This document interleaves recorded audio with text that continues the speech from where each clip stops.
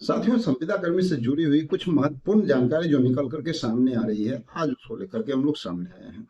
चलिए, सामान्य प्रशासन के द्वारा एक पत्र जारी किया गया है और मांग किया गया है, जितने भी हमारे कर्मचारी हैं उनका लिस्ट, उसके साथ साथ अनुसेवक, रात्रि प्रहरी, चौकीदार, माली, आप सब लोगों का लिस्ट मांगा गया है। आखिर इसके पीछे क्या वजह हो सकती है, थोड़ा सा आप सब लोग खुद समझिए। चलिए, परिचारी की जहां तक बात है तो हमारे जितने भी परिचारी साथी हैं वो लगातार गर्दनी बाग में डटे हुए हैं। आप लोग को पता है ना, रेगुलर जो है निश्चितकालीन हड़ताल पे चले गए थे। वो लोग लगातार अपनी मांग को लेकर के एग्रेसिव। तो चलिए, सभी लोग जानिए बातों को। ये जो पत्र है आप लोग स्क्रीन पे देख सकते हैं। हम आपको बता देते हैं कि सामान्य प्रशासन विभाग के द्वारा ये पत्र जारी किया गया है और इसमें साफ साफ क्लियर किया गया है कि कोई भी कर्मचारी किसी भी कार्यालय में कार्यरत हो, इसी की सूची जो है वो छूटनी नहीं चाहिए। सभी की जानकारी सामान्य प्रशासन के पास पहुंचना चाहिए। ये आदेश इसमें निर्गत किया गया है। सिंपल भाषा में जो बातें हैं लिखी हुई, ये बातें हैं, तो आप समझ सकते हैं कि आखिर ये जो मांग किया जा रहा है क्यों है। और इसके साथ साथ जुड़े हुए हैं इसमें जो है वो रात्रि परिवहन भी हैं, अनुसेवक भी हैं, चौकीदार भी हैं और माली भी हैं। तो आप सभी लोग चाहे कहीं भी हैं, किसी कार्यालय में हैं, तो वो कार्यालय का जो है वो दायित्व बनता है कि आप लोगों की सारी सूची सामान्य प्रशासन तक पहुंचाए। और ये बात और ये भी कहा गया है कि कोई छूटना नहीं चाहिए, कोई लापरवाही नहीं बरती जानी चाहिए।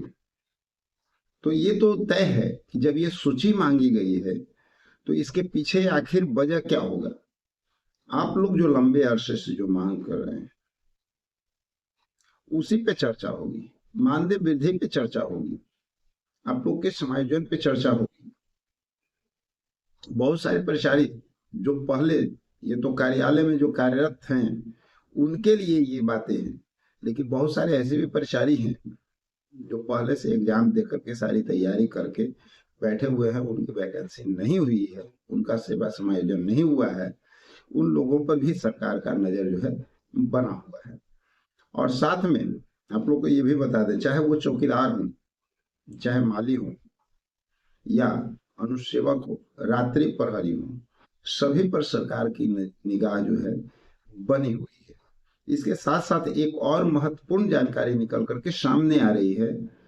बेल्ट्रॉन के डाटा एंट्री ऑपरेटर, जितने भी डाटा एंट्री ऑपरेटर हैं, जिन लोगों का मानदेय जो मिलता था, उनका कुछ दिन से जो रुका हुआ था, उन सब लोगों को क्लियर करने के लिए भी पत्र जारी हो चुका है।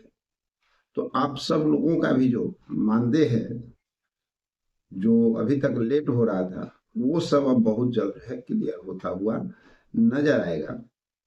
और साथियों, बता दें कि जहां तक हमारे और भी जो संविदा कर्मी साथी हैं, जैसे में ग्राम कचहरी सचिव, ग्राम रक्षा दल, उनके साथ साथ पुराने वार्ड सचिव, संस्कृत विद्यालय के जो शिक्षक हैं, मदरसा के जो शिक्षक हैं, ग्रामीण आवास सहायक हैं, सीएचओ हैं, कोविड-19 के लैब टेक्नीशियन हैं, आपको शिक्षा प्रेरक हैं, एएनएम हो गए, मीटर रीडर हो गए, रसोईया हो गए, लोक शिक्षक हो गए। तो आप सभी लोगों को देखिए, सरकार अब जो है एक्टिव मोड में नजर आ रही है। चाहे वो नौकरी देने की बात हो या संविदा कर्मियों को सम्मान देने की बात हो, इन सब पे कार्य चल रहा है। आप लोग अगले वीडियो में देखे होंगे, हमने बताया था कि जो राजस्थान का माहौल आप देखें, वहां भी परमानेंट करने की बात जो है अब शुरू हो चुकी है। यूपी की बात अगर देखा जाए तो वहां भी आयोग का गठन हुआ था, जो अब एक्टिव मोड में आ चुका है। कार्य जो है काफी तेजी से हो रहा है। उसी तरह से बिहार में भी आयोग का गठन ऑलरेडी हो चुका है, युवा आयोग का गठन हुआ है। और युवा आयोग का गठन जो है ये तो दर्शाता ही है कि अब बिहार में रोजगार पे सरकार ज्यादा फोकस करेगी, जो ऑलरेडी कर भी रही है। और उसी को मद्देनजर देखते हुए सरकार ने एक और निर्णय लिया कि भाई रोजगार और नौकरी तो देना ही है, लेकिन उसके साथ साथ जो संविदा पर लंबे अरसे से जो कार्य कर रहे हैं उन लोगों का भी डिमांड है कि हमें जो है राज्य कर्मी का दर्जा दिया जाए, परमानेंट किया जाए।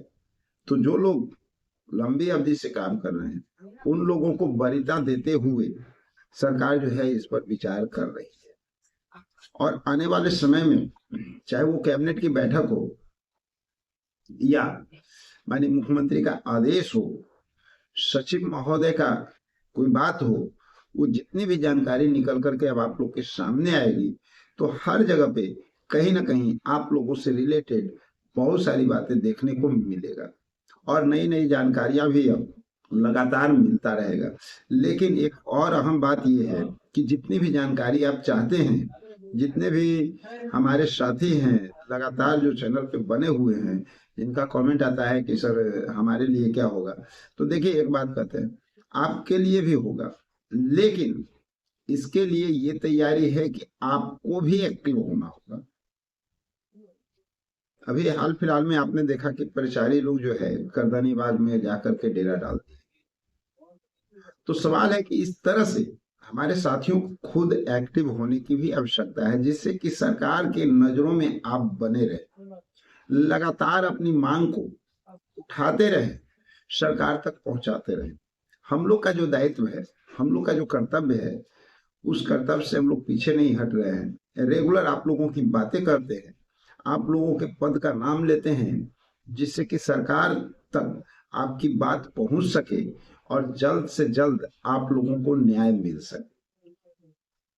सरकार के सामने हम लोग बार बार एक बात को रखने का प्रयास करते हैं कि नई नौकरी जितनी भी दी जा रही है अच्छी बात है, लेकिन उसके साथ साथ जो संविदा कर्मियों के साथ शोषण हो रहा है वो भी बहुत गलत बात है। इन लोगों का जो अधिकार है, जो मांग है, इनका मांग पूरा होना चाहिए और इन सब लोगों को एक समस्या से सरकार को दूर करने की भी जरूरत है, उस पर भी सरकार पहल करे। और वो समस्या क्या है कि जितने भी संविदा कर्मी हमारे साथी हैं, जिनके मन में एक डर भय बना हुआ रहता है कि आज हम नौकरी कर रहे हैं, कल हमारे साथ क्या होगा, क्या हम नौकरी में कर पाएंगे या कभी भी हमें किसी कारणवश जो है बाहर का रास्ता दिखा दिया जाएगा। इसलिए सभी को राज्यकर्मी का दर्जा दे करके, सम्मान काम के बदले सम्मान वेतन दे करके लोगों को परमानेंट किया जाए।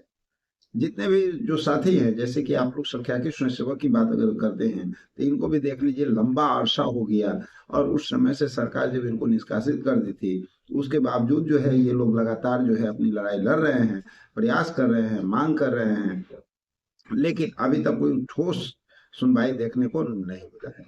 लेकिन उम्मीद का दामन पकड़े हुए हैं और हमें पता है कि जो उम्मीद के दामन के साथ आगे बढ़ता है और अपनी लड़ाई खुद लड़ने का प्रयास करता है, दूसरे के बहकावे में नहीं आता है, वो कभी हार नहीं मानता है और उसका काम हमेशा बनता हुआ नजर आता है।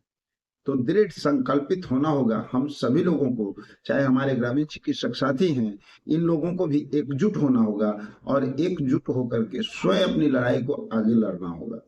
किसी के बहकावे में आकर के सिर्फ अपना धन जन बर्बाद करने से आपका जीवन सफल कभी नहीं होगा। आपका जीवन सफल तभी होगा जब आप एक्टिव होकर के अपनी बातों को लगातार सरकार तक पहुंचाने का प्रयास करेंगे और आप खुद प्रयासरत रहेंगे, दूसरे पे आश्रित नहीं रहेंगे। क्योंकि आज तक का रिजल्ट ये है कि कई बार आप लोगों का काम होते होते रह गया और उसके पीछे का रीजन ये था कि आप सब लोग सिर्फ और सिर्फ दूसरे पे आश्रित हो गए थे। मेहनत आपने वाजिब किया, लगातार प्रयास भी किया और जब सफलता मिलने की बारी आई तो कोई कह दिया कि भाई हम करवा देते हैं, हमसे हो जाएगा, हमारे पास इतना पावर है, इतनी कैपेसिटी है। आप उसके लोभ में जो है उस समय अस्थिर हो गए। जिस समय मेन समय आता है उसी समय आप लोग साइलेंट हो जाते हैं। नतीजा है कि आपको प्रॉब्लम होती है। तो चलिए मिलते हैं एक अगले वीडियो में, जब तक के लिए